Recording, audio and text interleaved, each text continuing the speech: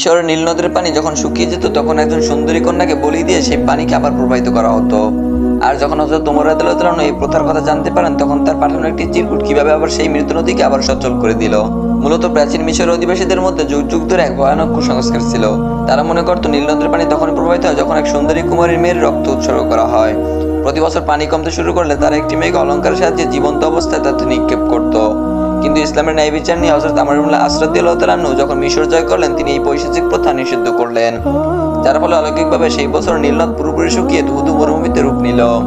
এই চরম সংকটময় মুহূর্তে আমর ইবনে আস রাদিয়াল্লাহু তাআলা আনহু খলিফা ওমর রাদিয়াল্লাহু তাআলার কাছে একটি চিঠি পাঠালেন।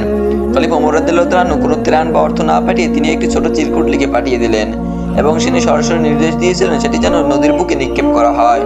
খলিফা ওমর রাদিয়াল্লাহু তাআলা আনহু বিশেষ বার্তা নিয়ে বার্তাবাহক মিশরে পৌঁছালেন। তখন আমর ইবনে আস রাদিয়াল্লাহু তাআলা আনহু সমস্ত মিশরবাসীকে নদীর তীরে একত্রিত করলেন।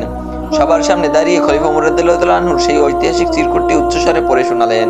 সেই চিঠিতে লেখা ছিল, হে নীলনদ, যদি তুমি নিজের ইচ্ছা চলো তবে তোমার পানির কোনো প্রয়োজন নেই, আর যদি তুমি এক ও অদ্বিতীয় আল্লাহর হুকুমে প্রবাহিত হও তবে আমি সেই মহান রবের কাছে প্রার্থনা করছি যেন তিনি তোমাকে আবার সচল করে দেন। সবার সামনে চিঠিটি পাঠ করার পর যখন শুকনো নদীর বুকে নিক্ষেপ করা হলো তখন এক রাতের ব্যবধানে অলৌকিকভাবে নদীটি 16 হাত গভীর পানিতে কানায় কানায় ভরে উঠল। এরকম অজানা ইতিহাস জানতে অবশ্যই চ্যানেলটিকে সাবস্ক্রাইব করে রাখবেন।